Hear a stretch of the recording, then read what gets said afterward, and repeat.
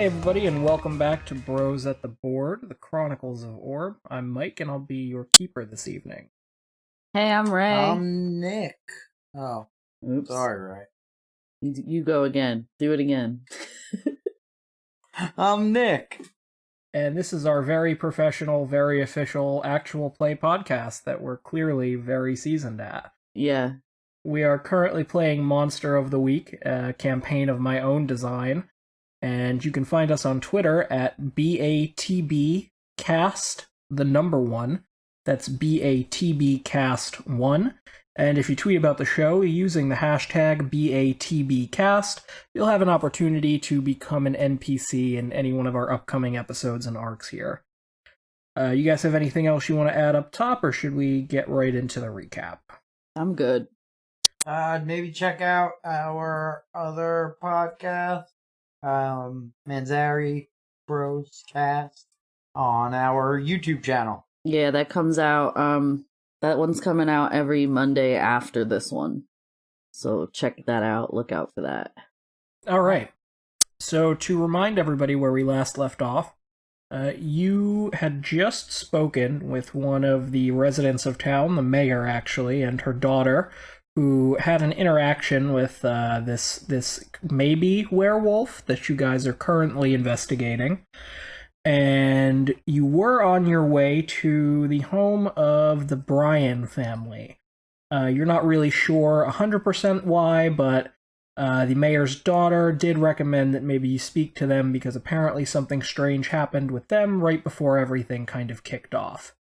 And then, as you had gotten in the car and you were on your way over, all of a sudden, Agent Rogers, you weren't on your way over anymore. You found yourself in a pitch-black void, and a dark figure approached you and greeted you as if an old friend. And we'll pick it up from there. It's been a long time, Agent Rogers. Yes, it has. What do you need from me? What do I need from you? Well, that is a very interesting question. See, I want to remind you, Rogers, it's really what you need from me. And what do I need from you? You need your powers to work without a hitch, right? Seems like whatever you and your little partner there are investigating probably is going to be a little mean, huh? Yeah, not really sure what this day walking werewolf could be. Well, do you remember, Rogers, how we first met? And before you have a chance to answer that, your vision is suddenly just filled with flashes of what you think might be memories, but they feel a little less certain than that. And you see an image of you covered in blood, and you're not sure if it's your own or somebody else's. And you see an image of you standing in the door frame of a house that appears to be ablaze behind you. And you see an image of you still covered in that same blood in the front seat of a van driving away with the burning home in the background. And when you snap back to it, you're actually no longer in the void. You are back in the car, riding along with Yuri and Agent Keathers. Bill looks over at you and he says, "Everything all right, Rogers?" Between the day walking werewolf and something a little more private, I'm not doing so hot right now. Yuri is eyeballing you hard. Keathers glances over at you again, and then he looks back at the road, but he doesn't say anything. Don't worry about it, kid. I'm just dealing with a lot. I rummage in. Do I have like a bag or something? You tell me. Yeah. I got a JanSport full of snacks, and I give him a Capri Sun. Oh. I'm sure you mean the fantasy band sport, right? Oh yeah, band sport, and I have some Capri Fun. You hand me a Capri Fun? Is that what you're saying? Yeah, it's Hawaiian punch flavored. Thanks, kid. You gotta get your sugar back up. It's really important. I really appreciate it, kid. Thanks. Of course. And I take it and I pop that pouch, as the kids say, and start sipping. Great.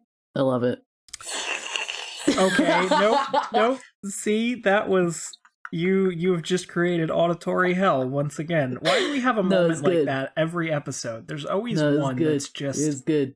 It is an absolute hellscape.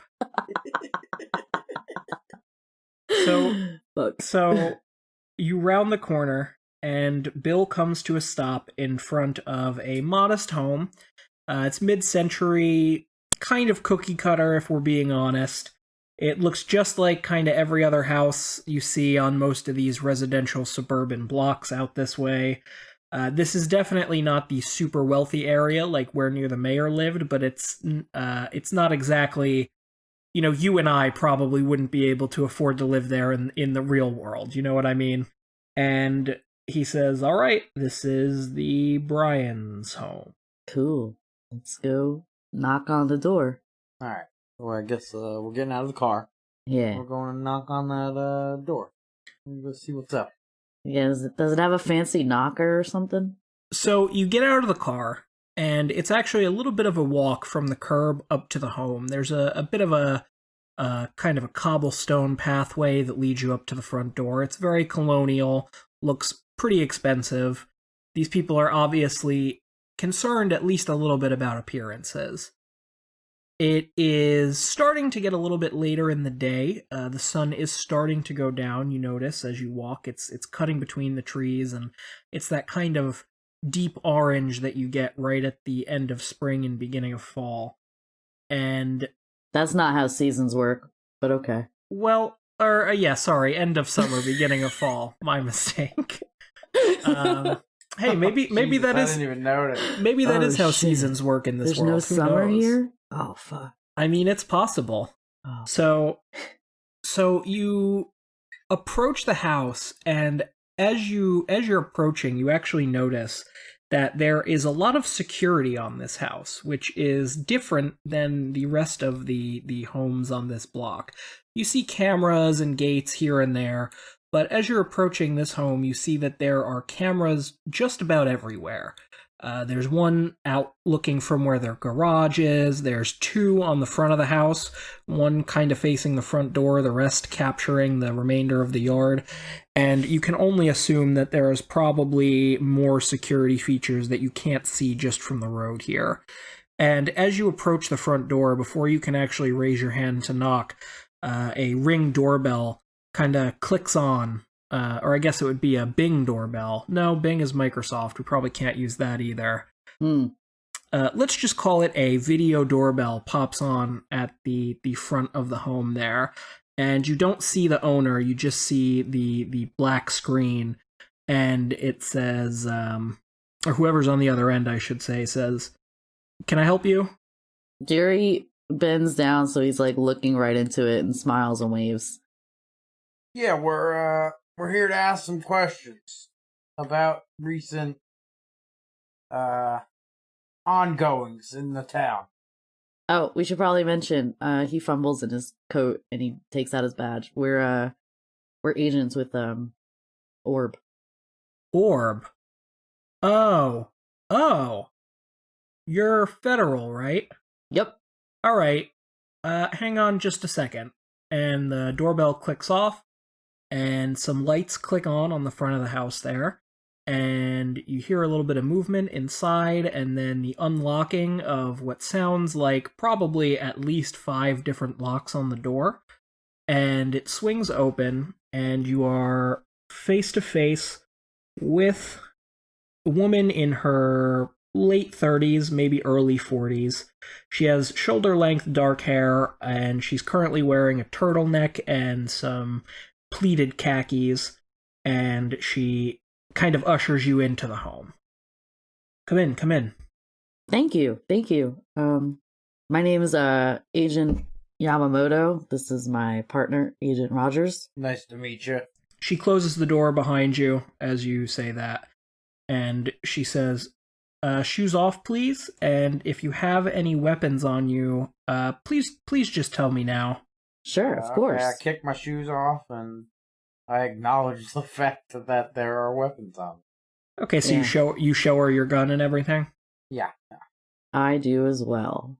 Okay, so she says thanks for that. I just I have a panic button and I wouldn't want to, suddenly see something and be spooked and then hit it and it turns into a whole thing, and that's not what we're here for, right? And she sticks her hand out towards you first, Yuri, and says, "My name's Helen Bryan." Nice to meet you. He shakes her hand. Yeah, you guys seem pretty serious about security around here. Yeah, please come in and sit. And she walks through their kind of front entry room here, which is decorated exactly as you would imagine it to be in a home like this, and towards what seems to be a kitchen area. Thanks so much. You have a beautiful home. Have you lived here long? Oh, thank you. It's we've been here for, I don't know, maybe 15 years now, and she's now sitting at a kitchen table. It's pretty plain, there's nothing too remarkable about it. Probably something they picked up at IKEA, or maybe a fancier version of IKEA. And she is looking over some paperwork and straining her eyes at a laptop screen. And she kind of doesn't acknowledge your question, other than saying they've been there about 15 years, and says, "So you must be here about my husband, right?" Yeah, we heard from another person in town that he had went missing recently. Yes, I assume. I mean, do you have any information? Did something break in the case? No, we're really we're here hoping that you could help us with the situation that has been going on around here. Do you know anything about the attacks that have been happening? She looks up at you from the computer screen and then puts her hand up and closes the lid of the laptop. And she looks over at you, Agent Rogers, and gives you kind of a bit of a longer, maybe more wary look. And then back to you, Yuri, and says, "Well, I mean, yeah, I've heard about him, but it's some kind of bear or something, right? I don't understand why that would have anything to do with Gerald's disappearance." Well, not a bear. Definitely not a bear. Yeah. She looks a little concerned. Well, I mean, I don't want to cause any kind of a panic where there doesn't need to be, but from what my partner and I can tell from being here not so very long, it's definitely more on the how would you say paranormal. Yeah. Oh dear. Well, I still don't. She shakes her head and looks back up at you, glancing down at the papers for a moment, and says, "I'm still not. What does this have to do with Gerald?" Well, when did your husband leave town? Leave town? My husband disappeared about 5 weeks ago. Why don't you know all this already? We're collecting, intel as we go here. We're working with local law enforcement, but yeah, like they're gonna get anything done. She rolls her eyes. Right. So, they only answered the questions that we knew to ask.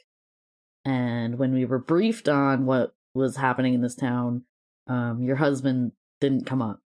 So, honestly, we just heard about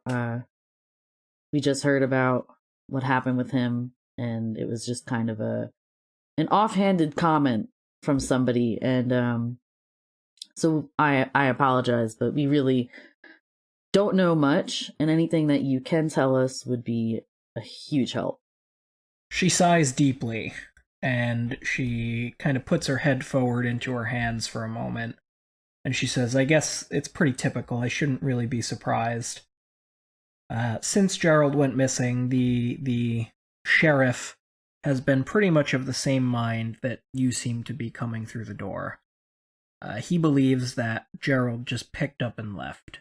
And I can't explain where he is or what happened, but I just know him, and I know that he would never do that.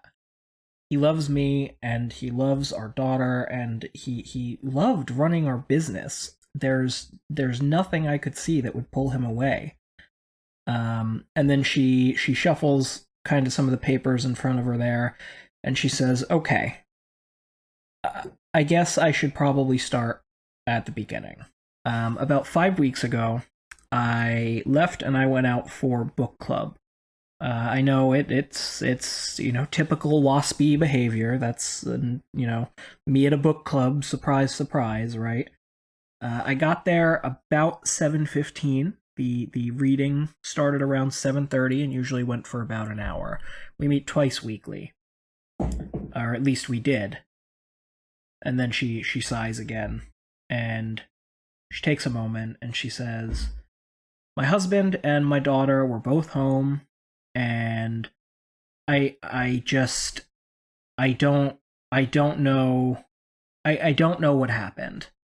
My daughter was watching a movie with her friends, and I mean they don't know." She stops, and then she says, no, they were too preoccupied to notice anything. By the time I got home, Gerald was gone, and my daughter, she doesn't know anything. And that's it. That's really all I know. Okay. Can you tell me anything about the business that your husband and you own? She looks at you and says, "They really didn't tell you anything, did they?" No, they really didn't. Gerald and myself, and I guess now just me, runs a security company. We do home installation, we do corporate sites, we do small businesses, really any of your security needs. That's why the lock's on the door and the cameras outside, and we even have cameras in the house. Okay. This might be a difficult question to answer, but is there anybody that you can think of that you've dealt with recently, or maybe not even recently, that would have any kind of ill will towards your family or towards your husband? She thinks for a minute, and she says, "No, there's no. Every job that we've ever done, really, we've never had a dissatisfied customer. I mean, we use the highest quality systems only. We have experienced technicians that go in and make the installations. The only complaints we've ever had have been hardware faults or errors, and usually that's a manufacturer issue, not anything to do with the installation." Sure. Did your daughter tell you the last time she had seen her father before he disappeared? Like what he was doing, what room he was in, as close to the disappearance as possible. She sighs again, and she says, My daughter doesn't know anything. She thinks that she knows, but she doesn't know. Her and her friends were watching this film, and they had it turned up loud, and there's anything that they heard was just something in the movie. And she shakes her head dismissively. Has your daughter said anything to you that you feel like is unbelievable or impossible that she seen or heard that night? I guess... It doesn't matter how out of the ordinary it is. We need to hear it. She sighs again and she says, You might as well just go ask her yourself, but I'm telling you it's ridiculous. And she kind of gestures for you towards the stairs, and she says, "Top of the stairs, first room on your left." Okay. Out of character, do we want to both go up into this teenager's room, or what are you thinking? Ma'am, maybe you could call up there and let her know we're coming. She looks at you and she says, "This is my house, and I gave you permission." Okay, all right. All right, you're always getting up. I'm following. She All flips right. her laptop back open, and you hear her clacking away as you walk out of the kitchen and up the stairs. Goodness. Kid, I fucking hate these Karens. What? Who?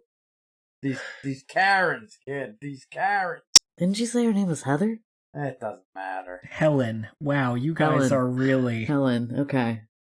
All right. Kellen, Karen, Helen. Nick. Heather, Helen. He said Helen. Heather. Keather. That's the next kid. I want the daughter's name to be Keather. Well, I hate to disappoint you, but never in my life will I name a character something like Keather. Sorry. Okay. Well, Boo. just wait till I'm DM, I guess. You'll get all the Jermies and Keathers you could ever want. Oh, wonderful. So you get to the top of the steps, and you are standing outside the door indicated to you by Miss Bryan. I knock very lightly. Give it a little rap-a-tap-tap, kid. The door swings open, and standing in front of you is a girl in her late teens. She has long, dark hair down past her shoulders, very similar to her mother's, and she looks entirely disinterested in the two of you. And she kind of gives both of you a once-over and says, "What do you want?" Hi, yeah, my name is Agent Yamamoto. This is my partner, Agent Rogers, and we just wanted to ask you a couple questions about the night that you last saw your father. She walks back away from her door and into her room and sits on her bed and says, "Come in." Okay, I walk in. All right. We enter. Is there like a desk chair or something I could sit at? So there is a desk chair, and there is also a large beanbag on the floor. I grabbed the back of the desk chair and I look at her and I said, "Do you mind if I sit?" She doesn't respond, but you assume that there's not a problem. Okay, Yuri sits down. I crash into the beanbag. Excellent. Yeah, so we were just downstairs talking to your mother, and she mentioned that you had either seen or heard something that night. I'm under the impression that you were home with a couple of friends. She looks at you, and she looks over at Rogers, and then she picks up a Teen Vogue magazine from her bed and starts flipping through, and says, "Yeah, I was here. Me and a couple of my friends were watching a movie, and then my mom came home, and my dad wasn't here, and that's it." So you didn't hear anything? You didn't tell your mother anything that she doesn't believe? Oh, I told my mother something, but I was told that if I said that again, she'd put me in the asylum, so I was watching a movie with my friends. And she flips through her magazine some more. Okay. Yuri kind of leans forward on his hands. Kid, listen. And I'm not talking to Yuri right now. I'm Sure. talking to Keather. Do we have her name? Did she even introduce herself? Did you ask? We introduced ourselves, so it's at this point it's on her to introduce herself. She's being a rude little bitch teenager. That's not on me. Don't put that on me for not asking. Are you shitting me? Get the fuck out of here with that. Kid, Keather, can I call you Keather? I mean, my name is Paulina, but I guess if you want to sound like an idiot. Okay, Keather. Listen, we deal with the paranormal all the time. Your mother, she is, how you say, in the delicatest of terms, a non-believer. So, we need you, the believer in the house, to tell us, the guys who are trying to figure out what happened. Like, really, what happened. If you need me to roll manipulate someone or something, yeah, so we're actually doing something. Yeah, I think that's probably the move, is for you to roll to manipulate somebody here, because she very clearly has been kind of told not to talk about this or not to acknowledge whatever it is that she said before. Is that just 1d6 or is that both? You roll both. We got a... Oh my god, 6 and a 5. So 11 plus 1, 12. That's pretty good. Yahtzee. So on a 12 plus, I think they'll do whatever you ask of them, basically without really any kind of... No, it's not only do they know what you want right now, they also become your ally for the rest of the mystery. Damn. Oh! True. Okay, I mean... Alright, so... Yeah, even Keather now. Uh-huh. Well, I'm not sure how much help Paulina's gonna be to you in the future, but she puts her magazine down and she looks up at you, and that kind of aloof teenage smugness is completely wiped away now.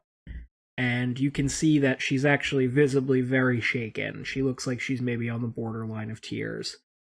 And she says, "All right, I'll tell you what happened, but you can't tell my mom, because I think she'll actually try to have me put away." Kid, Yeah. we would never let that happen. We would take you in to become an agent of Orb before we let you get sent away to some asylum. Yuri is looking back and forth very quickly between Paulina and Agent Rogers, and he goes, do you guys do that? Do you, like, take in orphans? Well, sure, kid, sure. Okay. just a friendly keeper's note, you did just meet her mother downstairs, right? So, I mean, orphan might not be... Or, well, she's not an orphan yet, you know? You never know with these things. Yeah, but, like, you know what I mean.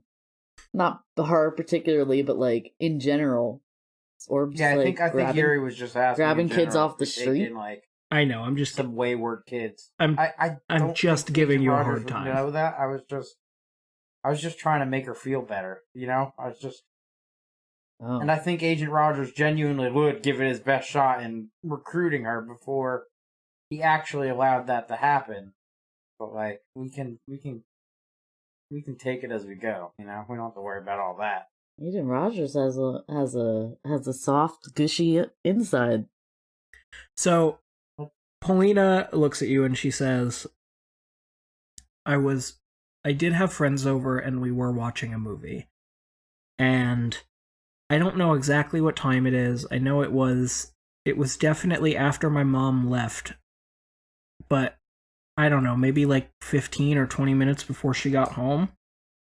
There was all of a sudden just really, really loud banging and shouting coming from downstairs. At first we thought it was in the movie, but it very quickly we realized, you know, it wasn't coming from there. We stopped the movie and we heard it. And then the house shook. The whole house shook like there was some kind of earthquake. And we ran downstairs, and as soon as the shaking stopped and everything, it was normal. That was probably the weirdest part. It was like nothing was out of place. Everything was fine, and there should have been, you know, broken plates or stuff knocked over or out of place, but it was just so normal. And my dad was gone. He was just gone. What was the last room you remember him being in?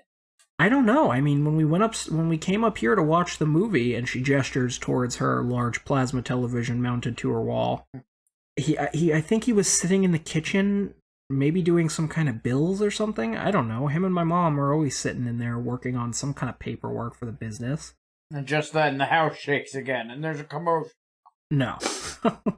No, the werewolf is not actually a stack of invoices for a security company. Man, that would be great. Yeah, what a twist, right? And she says, I don't know, I told my mom, and I told the cops, but they didn't believe me about the house and stuff, all because we were smoking a little bit of weed while we watched the movie. Like, it's not even illegal anymore. I don't understand. I just don't understand. Yuri gets up and he goes and he sits next to her and he puts his hand on her shoulder, kind of comfortingly, and he says, "We believe you." She just breaks into sobbing tears. Oh no! Oh god! turns right into Yuri's chest and is just bawling. Fuck. Oh Jesus Christ! Keather, listen. If you wanna help us find your dad, just you told us everything you know. You should be proud. Let us do the work. But here, take our cards. If you could think of anything else, hit one of us up, and we will come help or talk to you, whatever. She turns to you, Rogers, and she's sniffling pretty heavily, which I will not do because I don't want our listeners to be auditorily assaulted, like slurping through a straw, Nick. And she says, "Oh, okay." And she takes the cards from you, and she says, is there anything else? Do you know, Lisa? Fuck. Lisa Curtis? Nope, not Curtis. Lisa Lewis? That's it. Oh. You know good old Double L? Yeah. Yeah. Yeah, I know her. Do you know anything about the night that she got attacked? Have you heard anything? Are you guys close, or? I mean, she's a little bit older than I am, but I don't know. I mean, I heard pretty much the same thing everybody else did. Some kind of big dog or something jumped out at her when she was on her way home, and her mom freaked out and doesn't let her out of the house now. Okay. Mike, out of character, can you, what's the timeline between this guy disappearing and then that happening? So he disappeared about 5 weeks ago, and the attacks have been going on for somewhere in the range of about a month. They're not 100% sure which one is the first one, or if, there was anything that maybe they didn't catch before that first kind of very public one. Okay, well, when did the thing with Lisa happen, though? That was only about 2 weeks ago. Okay. Well, I think that about does it. Like my partner said, you should be proud for being brave enough to talk to us, the kids in this town have really been a huge help to us, much more so than some of the law enforcement. Or any of the adults. Yeah. Literally any. Well, she laughs a little bit and she says, yeah, I mean, I don't know. I guess they are just more worried about things like money and, PR and stuff. Or something like that. They're trying to keep something buried for some reason. Well, you guys have anything else you want to ask of Paulina, or? Nah. Then what do you do? We're leaving. Thanks again. Let's go downstairs. Say thanks to Mom. Before we leave the house, can I use the site and... I thought you were going to say, can I use the restroom? Mystery in the kitchen, where parents are always sitting and chilling. I know she said that there was nothing out of place or anything, but if it sounded I think that makes sense. Then maybe something got magically pieced back together. Like Dumbledore and the Half-Blood Prince putting the Muggles' house back together. All right, so you head back downstairs, and Mrs. Bryan is still sitting in the kitchen looking over bills, and she says, "How'd that go?" Really well, actually. Thank you for letting us talk to your daughter. And so you both kind of walk back into the kitchen as you're saying that, Yuri. And Rogers, do you put on your sight as you come into the kitchen there, or is it before you get down to where, when do you activate it? Yeah, I'm gonna say as we're walking in to the kitchen. Okay. So you activate the sight, and something really, really strange happens. You see the room like you normally would see a room if you were using the sight. Almost everything in the world has some kind of, latent energy or power or some kind of something, some kind of residue that pops up when you look at it with the sight, right? Right. Usually this is as a faint outline or almost like a mist or something like that. But Okay. what you see right now is just, it's very confusing because everything is just, it's lit up like a Christmas tree. Every piece of paper, every piece of furniture, every inch of the floor, the ceiling, and the wall, it is like a neon light show going on in there right now. And what that means for you is that there was some kind of really large use of magic done here. You're not. Can you say some kind of big magic, maybe? Well, you're not sure because it doesn't. Usually, if something is ritualistic, right, it has a very distinct signature. This is muddy. This is very unclear. It's not like anything you've really ever come across before. And as you're looking around and taking it in, you actually suddenly are not anymore. Your sight is gone. And I don't mean your sight where you see the magical stuff. I mean your sight, your vision goes blank. And it's just for a moment. And you hear that voice that you heard earlier when you were in the void and you saw those images flashing before you. And it says to you, if you're going to keep using my powers, Rogers, I'm going to need something in return. I know this was coming. Did you say that out loud? What? Well, I'm in a space, so from what I can tell, I'm not saying it out loud. Mike, did he say it out loud? We'll get back to you in a minute, Yuri. Okay. I want that girl's blood, Rogers. And then your vision comes back, and you're standing in the room as you were before. The sight is not currently active, and Yuri is looking at you, probably a little bit confused, as is Mrs. Bryan. And you get the impression that, yes, you did just speak out loud. Awesome. Oh, okay. Kid, me and you gotta have a private conversation, preferably not here. Sure. I hand Keather I hand Helen our card and I say, if you think of anything, please contact me. Do you have contact information that I could take? She looks at you, Rogers. She's still kind of grilling you. And then she pulls a business card out of the stack of papers in front of her. It just kind of seems to materialize from somewhere in the middle there. And says, yeah, here. Thanks so much. All right. We'll be going then. So I just want to explain to the listeners and to you guys what just happened there.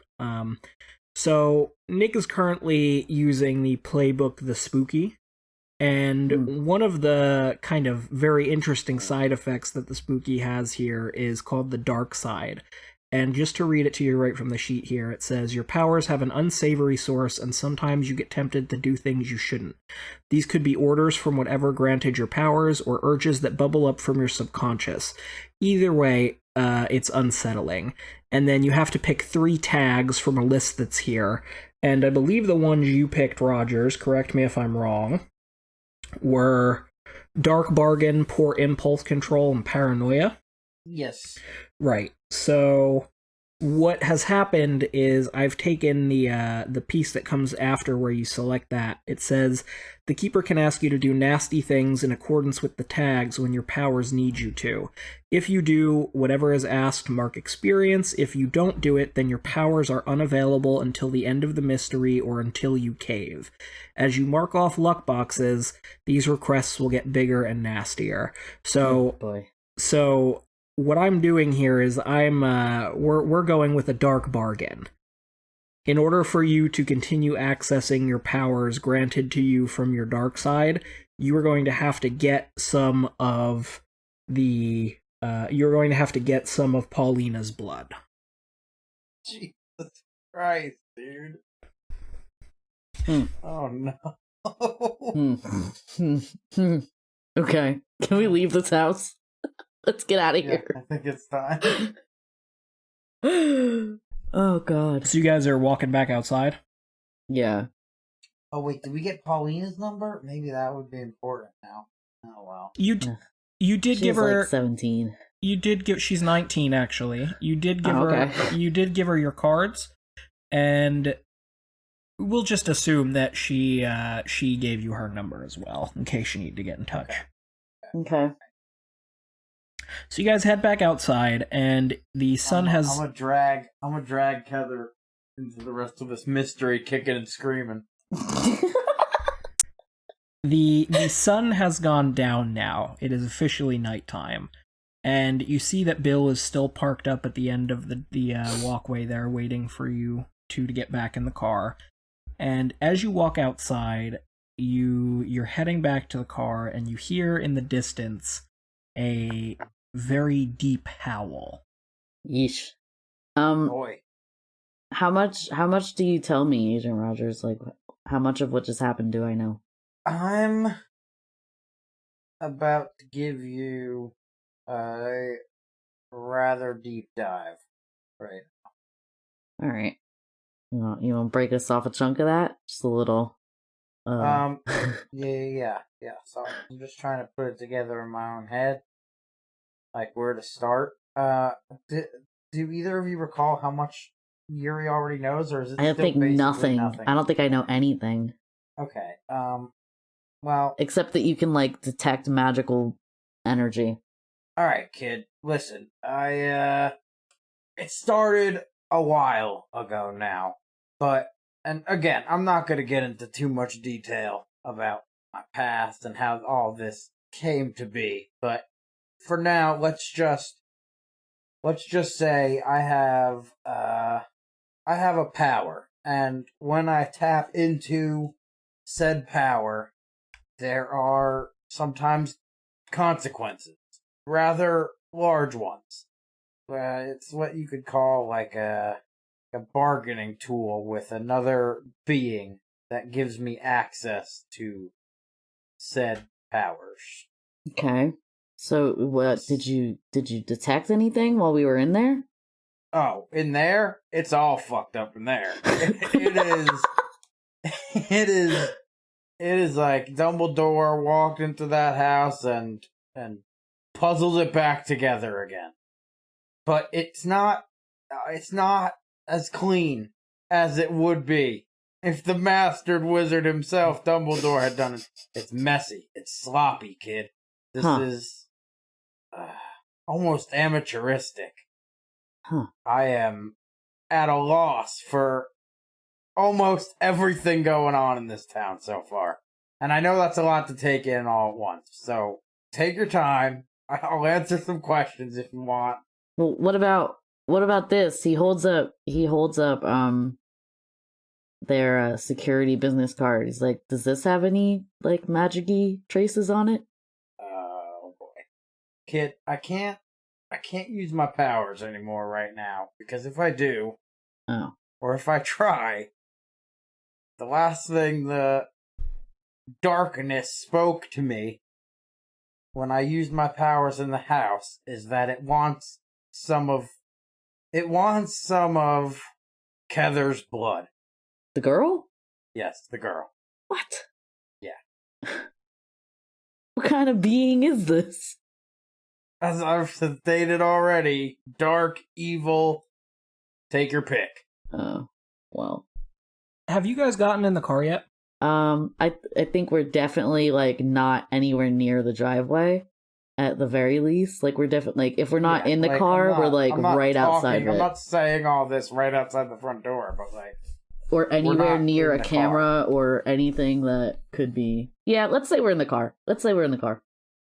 So Bill turns to you, Yuri, and he says, "Well, I guess the cat's out of the bag. You know Roger's big secret now." The biggest is yet to come. Oh, Did you just say that out loud in character? No, that was not my character voice. That was. I mean, it was a little bit. It was pretty close, man. It was a little bit. Oh, sorry. You're just kind of like floating in it. It definitely was not meant to be. Okay. All right. So, what are you guys doing now? What is your plan of attack? Where's the next place you want to go? Have we heard from Alex? I know what we wanted to send samples to her. Maybe we could go over there and show her this business card because it's probably got that same magical energy on it. Maybe is it a lab? I was picturing it as a lab that they're in over there. It's not really a lab so much as it is a kind of a safe house almost. It's got more command and control operations built in than it does laboratory equipment. Lots of monitors and keyboards and things like that. So is your plan to kind of head back over to that orb facility that you started off at? Yeah, I think so. Do you have any... for now, I guess we'll go regroup. Yeah, okay. Alright, so... Maybe give Duncan a call? So Bill starts heading back over towards the orb safe house that you were dropped at in the beginning of your time here, and he turns to you, Rogers, as you're kind of pulling into the parking lot by the safe house there, and he says, "Listen, man, you and I go back a long way, and I just want you to know that if anything ever happens, I'll put you down before you do anything too bad." Thanks. I kind of genuinely appreciate that. Does Yuri have any kind of reaction to that moment? Yuri, he's definitely taken aback. He's looking between the two of them like, oh shit. But no. And he's definitely not about to be like, oh yeah, I'll put you down. He's he's not about to promise to euthanize anybody. Yuri's not jumping in on the... No. On the blood wagon? Absolutely not. Alright, so you guys get back inside and you take that elevator back down into kind of the subterranean area where the operations center is. And Alex is not there when you walk in the same spot she was last time, because that would be crazy. But you do see there's a couple other orb personnel down here, just kind of looking at monitors, and one of them is filing reports on something, and you can feel the wheels of bureaucracy churning here. Where is Alex? Can we go find her? There's a section that's reserved for kind of like a dormitory. You're not sure, but that could be a good place to, take a look. Alright, let's go over there. Alrighty. Let's go. Okay, well, gotta make sure you're on board too, Rogers. So you guys head over to the dormitory area. It's kind of off to the right-hand side and set back a little bit from this main room. And this is actually a little bit homier than you might have expected it to be, given that it's a kind of, bland government building for the most part. And you see that Alex is set up at a desk in the back corner of the room, typing away on her laptop. She's got big pair of bright pink cat ear headphones on, and there is a couple other people in this kind of if you think of it almost like the common rooms are described in Harry Potter. It's a very similar setup here. You've got kind of like this central communal area off of which there are several bedrooms that have bunk beds. A couple of them have individual beds, And in each of those rooms, there's kind of like a little bathroom and shower and all that fun stuff. So right now, Alex is in the back corner of this common area, and there's just a couple other people, none of whom you recognize, kind of in this space as well.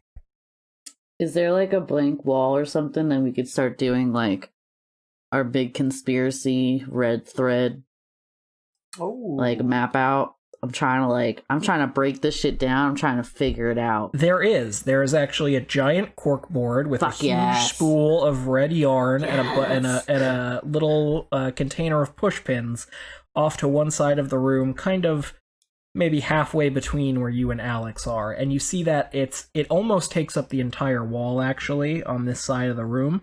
And there is a couple other smaller clusters of things that are pinned to certain areas of the boards with the red thread connecting them. But there is a pretty big space in the center area still available for use. Sweet. I'm going to start working on that. And I'm going to say, Rogers, go grab Alex. Okay. I go grab Alex. So, hey, Alex, come on. she does not turn around. Alex? She's got headphones. Come on. You gotta put hands on her. Try to corkboard over here, Alex. Yeah, still no reaction. Still just typing away. Alright. I guess I'm gonna walk up over there and tap on the shoulder. Tap on the what? On the shoulder? Oh, okay. So you put your hand on Alex's shoulder just for a second to try and get her attention. And you are immediately writhing on the floor in pain. And she whips around and she pulls her headphones off and she goes, "Oh my god, oh my god, oh my god, I'm so sorry, I'm so sorry." And she pulls a bag out of her pocket and she opens it and sprinkles some dust from it on you. And then suddenly you're not writhing in pain anymore. It just feels like you have a really bad sunburn over most of your body. And she says, "I'm so sorry. I always have some kind of like defensive wards and stuff up, and I'm sorry, I shouldn't have had my music on so loud. Oh my god, I'm so sorry." Holy shit. I have never in all my days felt something quite like that. What the hell? And then he just kind of trails off. And she looks at you like a little sideways and she says, "Oh, I mean, Duncan taught me how to do that. It took maybe 45 minutes. That doesn't mean he's ever used it on me." I guess. Nah, but he could have showed us. That would have been helpful. I want some magical wards. And then she walks over towards you, Yuri. She doesn't offer you a hand up or anything, by the way, Rogers. I want to be clear about that. Nice. And she walks over to you and she sees you at the board and she says, "So, time to start your first conspiracy board, huh?" Yeah. Or at least your first official one. Exciting. Yeah. I'm no stranger to these bad boys. And then do you smack it real good? No, I think he's just really excitedly unspooling some thread and just doing it. Gotcha. Do I have pictures of everybody? Yeah. Big black and white mugshots? Yeah, so what you have is access to the kind of orb database while you're in the safe house here, and you can pull up pictures of all the different kind of people you've spoken to so far and get those up there on the board. I'll also, you have kind of basic biographies and stuff for everybody and all that jazz. Okay. Alright, let's think. Now he's pacing. The board is good. We got everything up there. I got the business card up there in between the two people that own the business, and I got red threads going from the parents to the kids and then the kids to each other. And I'm pacing back and forth in front of it, and I'm okay. Mr. What was his last name? Brian? The guy who went missing? Yeah. Yeah, that was Mr. Brian. Okay. Mr. Brian goes missing 5 weeks ago from his home. All right. And then around that time, a little bit after that, we start getting attacks on people within the town. A bunch of which who are killed or at the very least injured, except for Lisa Lewis, who happens to be close in age and acquaintances with Mr. Bryan's daughter, Paulina. He looks up at Rogers. Right. So I think it's a pretty good guess to assume that Bryan has either gone through some kind of transformation or is being subjected to a forced transformation. But who? And he looks back at the board. And why? Why? Alex, you have anything? She looks over the stuff that you have posted up there on the board, and she's stroking her chin, and she's going, And she looks, and she kind of puts her finger on one of the pictures and draws a line, and she goes, I don't know, I think you might be onto something. It seems like Gerald here is a pretty good candidate for the wolf that's been running around. But I don't know. I mean, usually, with lycanthropy, it either runs in family lineage, which is usually what we end up dealing with, or it's somebody who got turned accidentally. But I don't know. It definitely seems like there's something else here too, but I don't know. Is this a good time to investigate a mystery? So I think you could investigate a mystery. Yeah, I think go ahead and investigate a mystery, and we'll see if you can maybe draw something else out of this information. That's a double 6. Okay. Plus, does it matter? No, not really. Okay. So you get to hold 2. You can ask me anything from the list or any other question. Just again, it does have you can't say, who is the super big bad here, because obviously you would have no way of even remotely knowing that. Who's the bad guy? I think the first thing I want to ask is what is being concealed here? What are we missing? So you're looking at this information that you have up on the board, and you are pretty certain, Yuri, you have this kind of gut intuition that Gerald Bryan was taken. Something happened, and he was taken from his home and is now somehow this werewolf that's running around. You would probably be willing to bet your very young life on that. The other thing is that you feel like there's probably some kind of record of that night that is in existence of the Bryan's home. Given all that security camera, that stuff that they have, there's probably some kind of footage or evidence that is floating around somewhere of what may or may not have happened that night.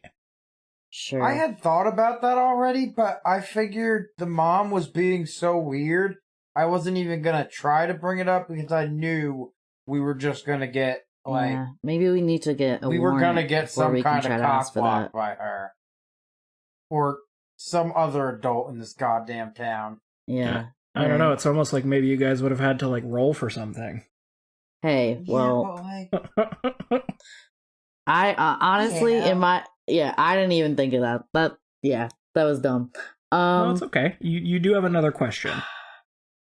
My other question, is there any competing businesses or what's the trying to ask it without just saying who's the bad dude? Who do I need to be suspicious of right now? I guess is a better question. So you're looking at the board, Yuri, and Rogers, you're probably looking at the board too, but trying to make it not too obvious that you're looking. And Right. Alex is looking at the board, and she looks at you, Yuri, and she says, "You know, one of the things that helps me a lot of the time when I'm trying to run down something is I look for what's not there, right? I look for kind of where is there empty space that there shouldn't be." And she points at the board, and she points at a literal blank space that is kind of above where Gerald and his family's information is. And she says, whoever or whatever took Gerald, I think that's what we're missing here. I have no idea who or what or why, but if I had to take a guess, if we could put something right here, things would start to make a lot more sense. And she smacks the board very aggressively above Gerald and his family's photos. I think you're right. I think we got to figure out what happened to him exactly that night, and we got to figure out who or what took him. Yeah. Duh. Alrighty. So, you guys realize it's pretty late. You're probably not going to get a chance to talk to anybody else tonight. And you turn in for the evening. You take your pick of the kind of open beds here in the dormitory area, and you settle in for a night's sleep. Is there anything either of you do kind of before you go to bed usually that you might be doing here? Or Yuri, I know this is your first kind of field assignment, so talk us through that a little bit. What is it like sleeping in this government run facility on your first kind of night on the job? Rogers is digging through is there like a kitchen area? Yeah, there's a little kitchen, of course. Rogers is looking for a snack. Fair. He just wants a snack before going to bed. Had a Um, long day. They didn't eat a lot. He needs some food in his belly for nap time. There's a pantry in there, and it is pretty well stocked. There's chips, and there's cookies, and there's crackers, and pretty much anything you Let's could come just up say with. it's safe to say it's being raided. Alrighty. And how about for Yuri? Yuri has a good boy night routine where he like washes his face and brushes his teeth, and then he like reads some manga, and yeah, that's pretty much it. There's nothing special about it. He folds his glasses up, he puts them on the bedside table. That's pretty much it. All right. I think there is one other ritual Rogers has before bed. Okay. I guess like on these away trips, I guess we both have like a pack bag to take with us or whatever, wherever we go. In the depths of the bag, in a secret compartment, Rogers takes out a picture that no one else can see or know what's on current. And he stares at it for a while before bedtime. So I think we get this shot of Rogers kind of looking at a photo, and the photo is turned to us, so we can't see what's on the other side, but we see Rogers staring kind of deeply at the photograph, and obviously whatever's on there is something that has quite a bit of emotion tied to it for him. And I think we then get this cut to Yuri going through kind of his nightly routine, brushing his teeth and washing, rubbing his glasses with one of those microfiber cloths, and maybe putting a comb through his hair or something. And then we have the two of them kind of displayed side by side as we pull back and we pull up and away from the orb facility, and the camera sort of swings to a patch of forest that is clearly in the same area but not super close. And as we come down through the trees, we come in on the werewolf that you two saw earlier, and it is making its way through the forest in just a blind rage. And it's knocking trees out of its way and tearing up the ground, and it comes sprinting out of a tree line in front of it, and we kind of are seeing from its point of view now, as it is behind the fence of a backyard of a two-family townhome, it looks like. And there is a sky-piercing howl as the werewolf tackles its way through the back fence and slams through the sliding glass doors at the back of this home. And we now see it standing in a kitchen, and there is a family huddled against the front wall of their home that looks absolutely just terrified. And the werewolf looks around for a moment before kind of setting its sights on the family, and as it lurches forward, we cut to black.